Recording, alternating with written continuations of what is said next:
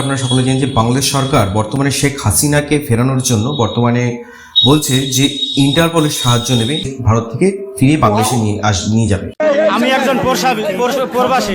আচ্ছা, আমি 23 তারিখে আসছি। আমি শেখ মুজিবুর রহমানের দল করি। আমি মরিয়ে গেল আমার কোনো অস্তিত্ব নেই। এরকমটাই তারা বলছে। কিন্তু এই কথা এটা কতটা সহজ? আদৌ কি ভারত থেকে শেখ হাসিনাকে বাংলাদেশে ফেরানো সম্ভব? আমরা এই বিষয়ে আজকে আলোকপাত করব। একটু আলোচনা করে নিই, আমরা ইন্টারপোলে একটু ইতিহাসটা ঘেটে নিই। যে ইন্টারপোল নিয়ে এত কথা হচ্ছে, সেই ইন্টারপোল প্রতিষ্ঠিত হয় 1923 সালে এবং এটি যখন প্রতিষ্ঠা তখন ছিল 20টি দেশের সদস্যদের নিয়ে এটি প্রতিষ্ঠিত হয়। পরবর্তীতে দ্বিতীয় বিশ্বযুদ্ধের সময় এটি কিছুদিনের জন্য স্থগিত হয়ে গেল। 1946 সালে এটি আবার কাজ শুরু করে এবং 1949 সালে ভারতের স্থায়ী সদস্য পদে যুক্ত হয় এবং বাংলাদেশ যুক্ত হয় 1976 সালে।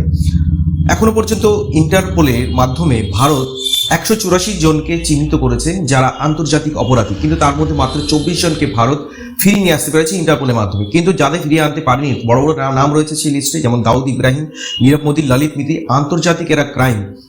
কিন্তু এদেরকে কিন্তু ভারত সরকার কিন্তু দেশে ফেরাতে পারেনি। অনেক চেষ্টা চালিয়েছে, তা সত্ত্বেও এখনো পর্যন্ত পারেনি।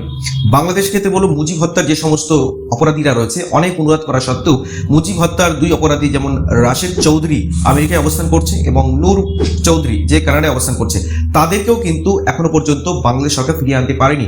কানাডার বক্তব্য হলো মৃত্যুদণ্ডপ্রাপ্ত দেশে তাদের কোনো ব্যক্তিকে তারা সেই দেশে ফেরত পাঠাবে না এবং আমেরিকা বলছে যে তাদের কিছু আইনি জটিলতা আছে, তার জন্য তারা সেই ব্যক্তিকে বাংলাদেশে সদা পাঠাতে পারছে না।